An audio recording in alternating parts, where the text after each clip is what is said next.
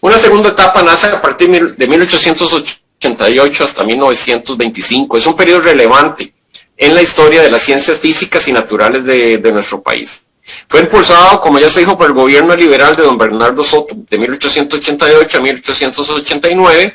Se establecen las bases sólidas de la enseñanza secundaria por el visionario don Mauro Fernández, que era ministro de Instrucción Pública en ese momento, y esto en una etapa liderada por científicos suizos y costarricenses. De entre ellos sobresalen Henri Pittier, Pablo Violi, Gustavo Michaud y Juan Rudin, estas personas, principalmente suizos, pero que integraban y participaron de la mano con los recién costarricenses que tenían interés. De ellos sobresale Henri Pittier. Henri Pittier en 1888 se nombró como director del Instituto Físico Geográfico Nacional recién establecido. Era un profesor de ciencias físicas y naturales en ese momento en el Liceo de Costa Rica y recién había llegado de Suiza en 1887, cuando apenas tenía 30 años. Poseía una gran capacidad científica, jovialidad y vigor. Emprendió tareas en muchos campos, entre ellos la vulcanología, además de muchos otros más, ¿no? Sus estudios muestran un método de trabajo muy sistemático, aplicado a las mediciones que realizaba. Dejaría como un legado durante su corta estadía de 1888 a 1905 una serie de discípulos, y entre ellos uno muy conocido y famoso a nivel nacional, don José Fidel Tristán. Se han escrito varios libros en español, en alemán y en francés sobre Henri Pittier, y recientemente se realizó una película sobre su vida. Justamente se realizó acá en Costa Rica, tanto en Costa Rica como en Suiza. Ahí tenemos, bueno, uno de los informes geográficos de don Henri Pittier en la parte inferior, y acá tenemos la película que recién salió a finales del año pasado sobre la biografía de Pittier y sus aportes a nivel nacional y en realidad en muchos otros países de Latinoamérica. En la fotografía inferior izquierda lo que tenemos, y derecha, inferior derecha, lo que tenemos es la consulta de los documentos originales en ese video, en ese filme que se realizó, ya fue estrenado en Suiza, y ahora lo que se quiere es justamente traducirlo para pasarlo a nivel nacional en un foro de cine y discutirlo desde el punto de vista académico, los aportes que realizó don Henri Pittier en nuestro país. Vean acá en lo que es Talamanca, dos cerros llevan el nombre de uno de Fonfrancios, de Francios, y el otro, un cerro y una parte de una fila montañosa, llevan el nombre de Pittier en sus aportes, en sus tremendos aportes que se dieron. Y aquí está el primer mapa más preciso de Costa Rica, que es de 1905.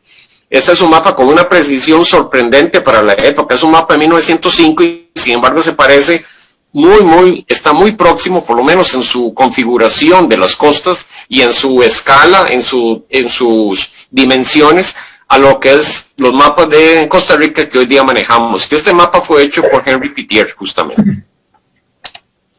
Bueno, entre los grandes logros en paralelos, algunos de ellos ya se hablaron. En el 7 de abril de 1888 se funda el Instituto Meteorológico Nacional.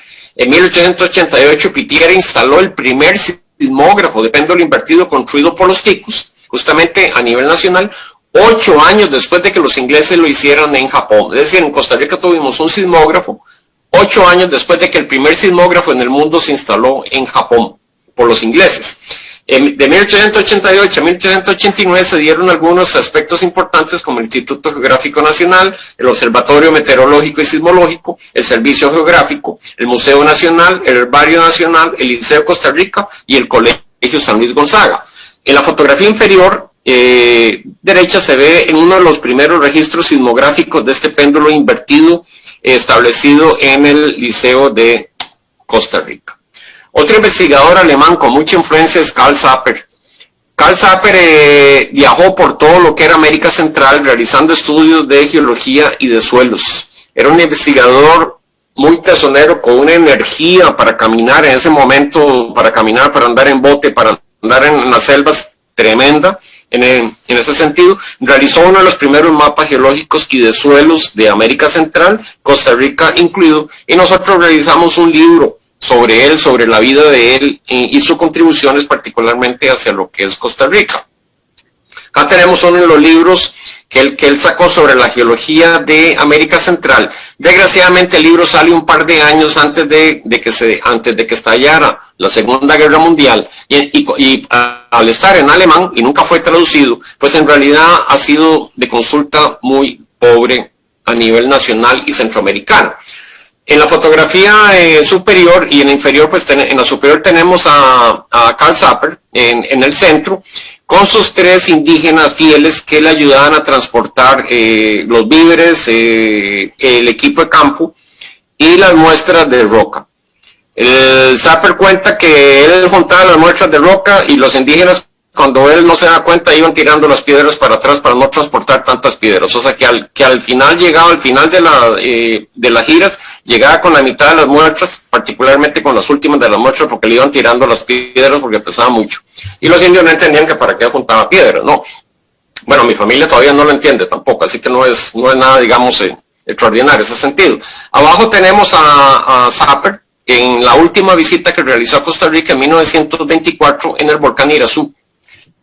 Justamente él visita el volcán Irazú con don José Fidel Tristán y otros naturalistas acá, y en el lado inferior derecho tenemos el cementerio en el cual él está enterrado, que desgraciadamente no logramos encontrar la tumba de él. Cuando estábamos realizando el libro no se logró encontrar la tumba, el cementerio es muy grande y el catálogo que tienen, como fue realizado durante la Segunda Guerra Mundial, no es preciso en ese sentido.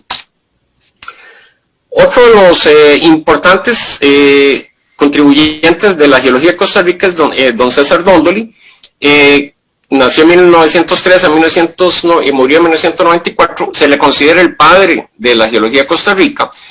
Fue contratado por la Escuela Nacional de Agricultura. En ese momento la geología se daba principalmente en asocio con agronomía y con la agricultura por los suelos, desde 1939 hasta 1943. Se incorporó en 1949 como geólogo del Ministerio de Agricultura e Industrias y también en la Universidad de Costa Rica. Se fijó 2 grandes metas: la estructuración de un organismo gubernamental encargado de los servicios geológicos, hoy día la Dirección de Geología, Minas y Petróleo a partir de 1960, y la creación de la Escuela Centroamericana de Geología, que empezó a funcionar ya a partir de 1969.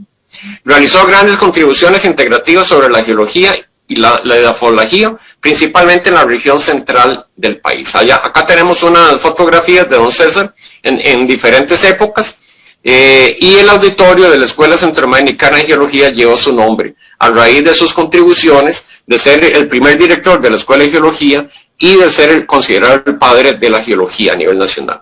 Bueno, tenemos la tercera etapa, de 1926 a 1962. Esta primera etapa tiene varios antecedentes, claramente la Primera y la Segunda Guerra Mundial, la reforma universitaria, que ya se habló, que fortalece las ciencias, principalmente las ciencias biológicas, matemáticas, físicas y químicas, pero faltaba fortalecer las ciencias geológicas.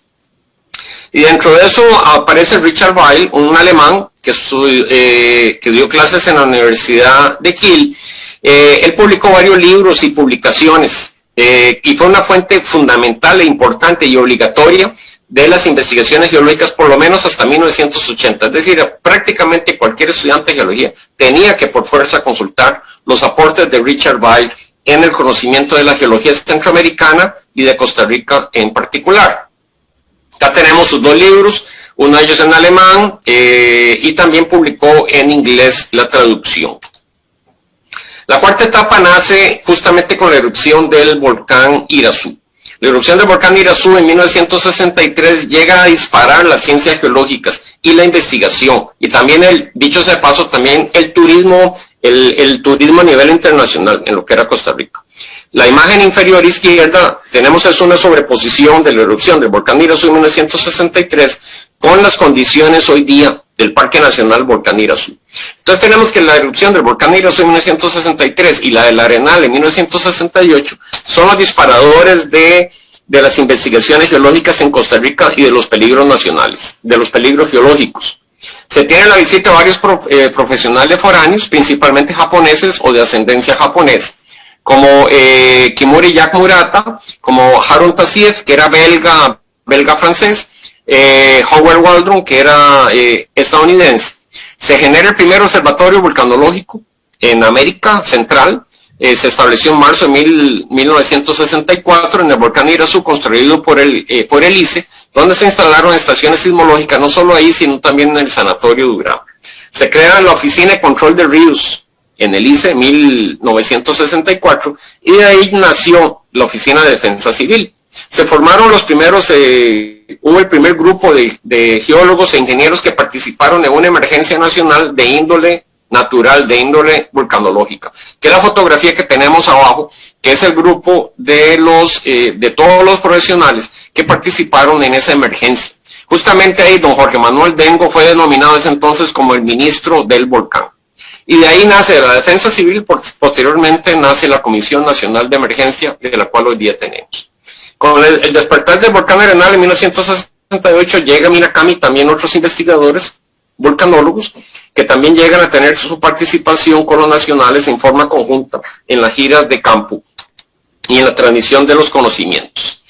Bueno, después ya tenemos finalmente el establecimiento de la Escuela Centroamericana de Geología en 1967 y sus labores formales inician en 1969. Y con ello, la Escuela Centroamericana de Geología tuvo una influencia tremenda alemana en ese sentido. De hecho, los geólogos de la época mía, de la generación mía, pues tenemos una fuerte influencia de profesores alemanes en ese sentido, porque había una gran aporte del gobierno alemán vía diferentes entidades para generar una capacitación de los nacionales con profesores que estuvieron acá permanentemente en nuestro país hasta la fecha. Bueno, ya a partir de finales de 1973 se da una sismología ya compartida por los nacionales. Semuni Miyamura establece uno de los primeros libros, digamos, de geología, que es sobre la sismicidad de Costa Rica, y también se da la formación de los primeros sismólogos y vulcanólogos nacionales en el extranjero con estos aportes. Ya para finalizar, pues tenemos otra persona, en este caso una mujer muy influyente, que era Doris Stone. Era arqueóloga, antropóloga, etnóloga estadounidense, quien vivió en Costa Rica de 1939 y 1962, estudió alrededor de unos 80 sitios arqueológicos y publicó mucho sobre el país, particularmente entre 1952 y 1993. Cualquier arqueólogo que haga una investigación en Costa Rica, pues tiene que prácticamente citar casi de manera obligatoria a los trabajos pioneros de esta señora Doris Stone sobre la arqueología a nivel nacional. Justamente Eugenia, que está acá dentro del grupo de los que están oyentes, pues escribió parte de la vida de esta prominente investigadora. Bueno, para cerrar toda esta antesala socioeconómica de Costa Rica de paz durante más de 60 años y todo esto, pues ha generado para que los investigadores extranjeros quieran venir a investigar a Costa Rica, comparar los volcanes de Costa Rica con el sistema planetario solar, realizar investigaciones marinas con barcos de un nivel científico extremadamente alto. Y por eso hoy día Costa Rica tiene un nivel de investigación comparable en muchos aspectos, incluso con el de Japón y otros países desarrollados, en el sentido de las investigaciones que se han tenido por extranjeros, ya en conjunto con un buen grupo de profesionales nacionales. Finalmente, muchas gracias, pero hay algo también muy interesante. Cuando yo comencé las investigaciones en vulcanología ya hace sus años, ¿no? La mayoría de los escritos se encontraban en alemán y y era muy difícil conseguirlos. Era bastante difícil tener esa fuente primaria, por así decirlo. Hoy día se cuenta por muchos profesionales que han traducido estos documentos originales, los han traducido en un buen nivel, y hoy día es muy fácil, muy accesible conseguir esos documentos, que en aquella época era muy difícil poderlos conseguir, poderlos consultar, y prácticamente cualquier persona puede tener esta documentación porque se encuentra en gran amplio en todas nuestras librerías y bibliotecas que se pueden consultar. Bueno, eso era todo. Muchas gracias.